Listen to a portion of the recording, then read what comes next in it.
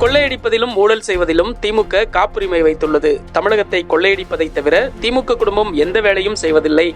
தமிழகத்தில் மணல் கொள்ளை மூலம் மட்டும் 2 ஆண்டுகளில் ரூபாய் 4000 கோடி நஷ்டம் ஏற்பட்டுள்ளது என்று வேலூர் பாஜக பொதுக்கூட்டத்தில் பேசிய பிரதமர் மோடி திமுக மீது கடுமையான விமர்சனத்தை முன்வைத்தார்.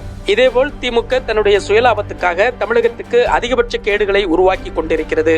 ஜல்ஜீவன் திட்டத்தில் தமிழகத்தில் கோடிக்கணக்கான வீடுகளுக்கு குழாய் மூலம் தண்ணீர் கொடுக்கும் திட்டத்தை செயல்படுத்தி வருகிறோம். ஆனால் அந்த திட்டத்தில் திமுகவினர் மட்டும் பயனடையும் வகையில் அத்திட்டத்தை மாநில அரசு செயல்படுத்தி வருகிறது.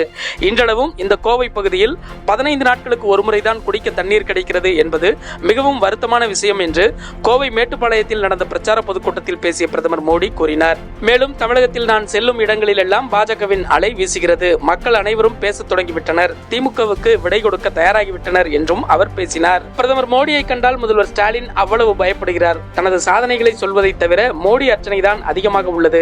அண்ணன் ஸ்டாலினுக்கு இப்போது தூக்கம் வரவில்லை என்று பாஜக தென் சென்னை வேட்பாளர் தமிழிசை சவுந்தரராஜன் பேசியுள்ளார். மேலும் அவர் அனைத்துக்கும் கேரண்டி கேட்கிறார் முதல்வர் ஸ்டாலின்.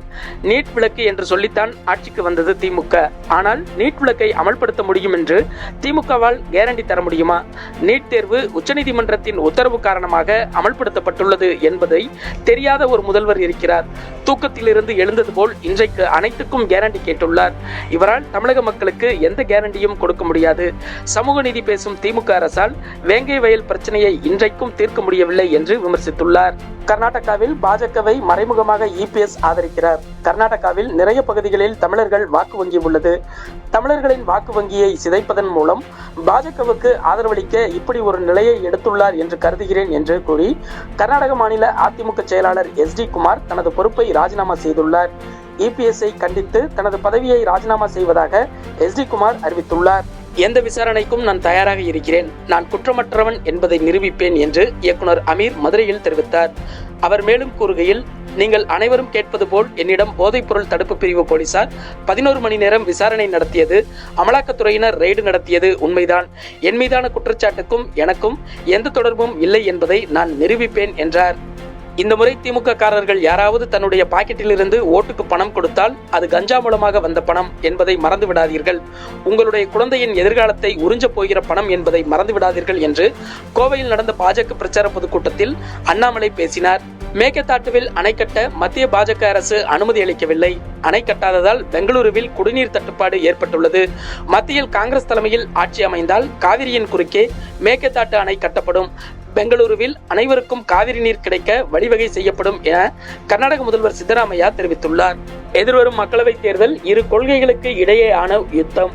நாட்டை பிளவுபடுத்தும் சக்தியின் பக்கம் நின்றவர்கள் யார், மக்களின் ஒற்றுமை சுதந்திரத்துக்கு பாடுபட்டவர்கள் யார் என்பது வரலாற்றில் பதிவு செய்யப்படும் என்று காங்கிரஸ் முக்கிய தலைவர் ராகுல் காந்தி தெரிவித்துள்ளார். பதஞ்சலி விளம்பர விவகாரத்தில் பிரபல யோகா குரு பாபா ராம்தேவ், அந்த நிறுவனத்தின் மேலாண் இயக்குனர் ஆச்சாரியா பாலகிருஷ்ணா ஆகியோர் உச்சநீதிமன்றத்தில் நிபந்தனையற்ற மன்னிப்பு கோரியிருந்த நிலையில் அதனை உச்சநீதிமன்றம் மீண்டும் ஏற்க மறுத்துவிட்டது. அதோடு இந்த வழக்கில் நாங்கள் தயவு காட்ட விரும்பவில்லை என்று காட்டமாக தெரிவித்துள்ளது. மதுபான கொள்கை ஊழல் வழக்கில் டெல்லி முதல்வர் அரவிந்த் கெஜ்ரிவாலை கைது செய்தது செல்லும். இந்த நடவடிக்கை சட்டப்பூர்வமானது என்று டெல்லி உயர்நீதிமன்றம் தீர்ப்பளித்துள்ள நிலையில் இந்த தீர்ப்பினை எதிர்த்து கெஜ்ரிவால் தரப்பில் உச்சநீதிமன்றத்தில் மேல்முறையீடு செய்யப்பட்டுள்ளது. டெல்லி அரசில் சமூக நலத்துறை அமைச்சராக இருந்த ராஜ்குமார் ஆனந்த் தனது பதவியை ராஜினாமா செய்துள்ளார். அதோடு ஆம் ஆத்மி கட்சியில் இருந்து விலகுவதாகவும் அறிவித்துள்ளார். இது தொடர்பாக செய்தியாளர்களிடம் அவர் கூறும்போது, ஆம் ஆத்மி கட்சி ஊழலை எதிர்த்து போராட தொடங்கப்பட்டது. ஆனால் இன்று அந்த கட்சி ஊழலில் சிக்கி தவிக்கிறது.